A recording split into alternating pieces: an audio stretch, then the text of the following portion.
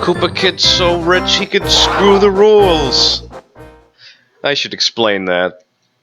So, if you've heard of the YouTube series Yu-Gi-Oh! The Abridged series, there's a popular joke in there where I said, screw the rules, I have money. Well, when me and my friends were playing this game, we determined that in order to screw the rules, you have 50 coins. And in order to be considered filthy rich, you had to be able to screw the rules 3 times over. So to clarify, screw the rules is at 50 coins, and filthy rich is at 150 coins. But yeah, that really sucked. I am probably going to drop 5 coins on that mushroom caps. Because if I don't, I think Koopa Kid is headed straight for it. Am I right about that? Let's see here. Do I have to go? No, I don't. I have to pay that guy. And yep, Koopa Kid is like 3 spaces away from there. Time to get double ones.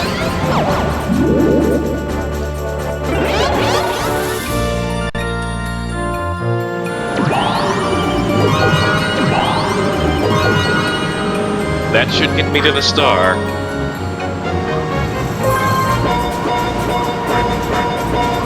So don't pay that guy.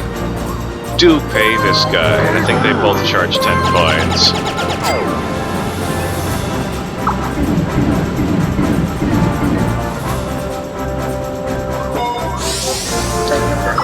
Star for me. Where's the second one going? I know there's a possible star space, because there's only a couple of different spaces that can be star spaces. Okay, well, it wasn't. There was one that would have been in front of me. Of course, I don't know. I might have ran into it if that were the case. Spiny capsule, that's a fun one.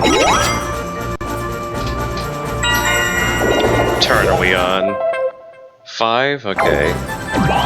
Things go a lot more quickly when you skip certain things like not item explanations, minigame explanations, there we go. Toad's obviously in the lead for getting the next star then. Unless Waluigi wins this and gets a really high roll. Frozen Frenzy. Oh yeah, I know which one this is. This is there's a lot of different Mario Party minigame tropes that there's one of in every game. This happens to be the token violent game, and by that I mean it's the game that has the most complex control scheme, because you can jump and punch and kick and ground pound. Some of the quote-unquote violent Mario Party minigames involve having to be the last one standing, or collecting stuff like we're doing now. Though I guess on an actual violence scale, this one's pretty tame compared to some other Mario Party games. No one's getting blown up or tossed in lava. I don't want to share my coins! Alright, I won. That was pretty wild there at the end.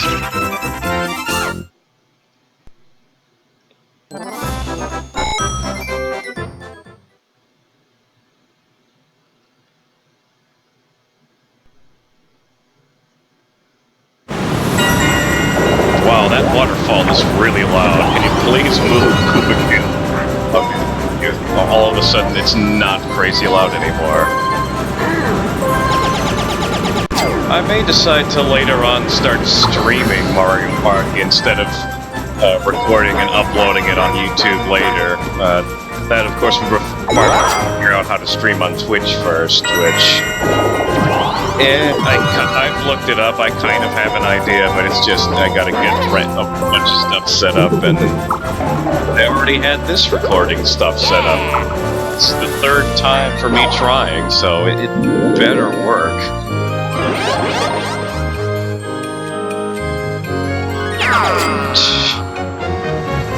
Alright, Do I want to use any of these? Let's see here. Yeah, I'm nowhere near that star, but let's throw some stuff just for fun.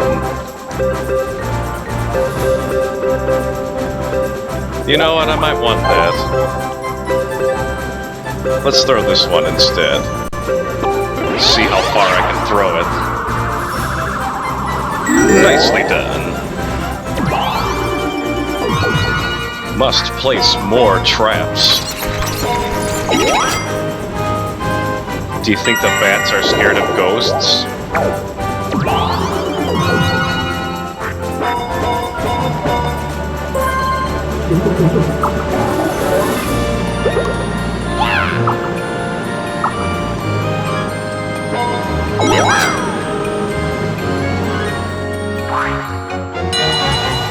Okay, another 1v3. I'm not a big fan of any of these. Oh wait, I'm on the 3 team, so this one isn't... This one is, I think, is slightly easier for the team of 3. Start! Except they balance it by making the controls really terrible. Oh my gosh, stop bouncing into me! Just hold the beams and hope that he walks into them! Stop running into me!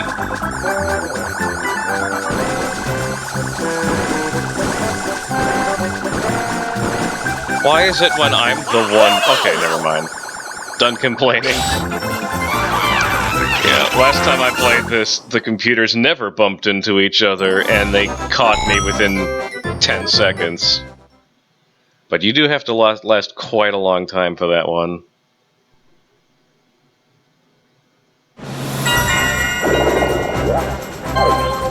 So here's a fun fact. This game came out in 2003, which wasn't an election year, at least not in America. But despite that, this game had an election theme for all of its marketing back then. Mario and Bowser were both running for president, and they had each selected their entire cabinets already. Like Kid and Wario and Waluigi and Donkey Kong were all in Bowser's cabinet, and Luigi and Peach and Yoshi and Daisy were all in Mario's cabinet. It's kind of weird.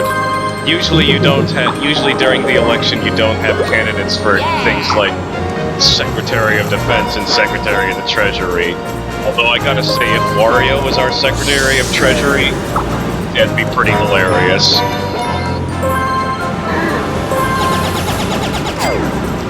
Speaking of games advertising, that reminds me of another peculiar ad that I saw when Wario World was about to come out. It started off as something that you wouldn't even expect to be a game ad, because it was just a live-action speech of some guy in a podium saying, and he says, "Greed is good," and then all of a sudden you see Wario inside the podium, picking the speaker's pockets as well as telling him what to say. Greed makes you do great things. Greed loves old people and puppies. It was pretty great. I'm usually not a big fan of beat-em-up style games, but I make an exception for Wario World. I love that game. I might record that eventually sometime. That is fairly short, and I think I'll have a decent number of things that I can talk about while playing it. Have a rotten day! That's one of my favorite lines.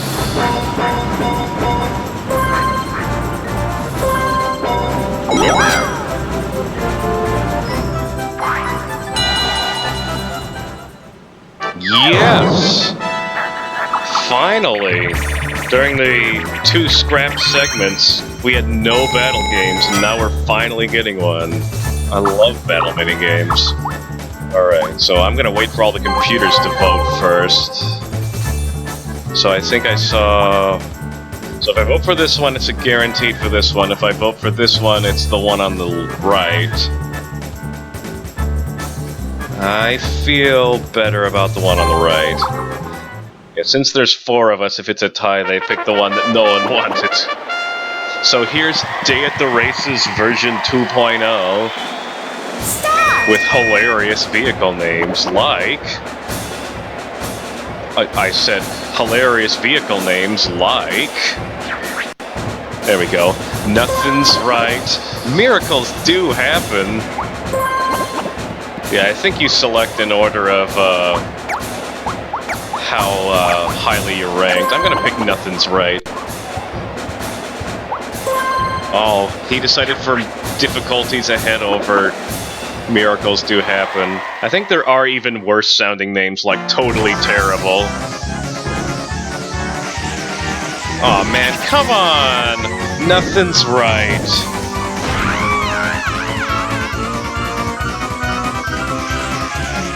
Oh my gosh, difficulties ahead one? You gotta be kidding me! Screw you, Kitty Koopa! That's right, I'm gonna call you the wrong name on purpose. Alright. Well, I lost some monies, but... honestly, I'm not entirely sure. In previous games, battle minigames did not count towards the minigame star. But because battle minigames in this one actually replace the minigame that you play at the end of the turn... so... well, that coupled with the fact that he also got 30 coins out of that other thing... it's not looking so great for me at this point, because he's pretty much got 2 bonus stars locked. Oh my gosh. Now he's ensured that he's the only one on the board with any money.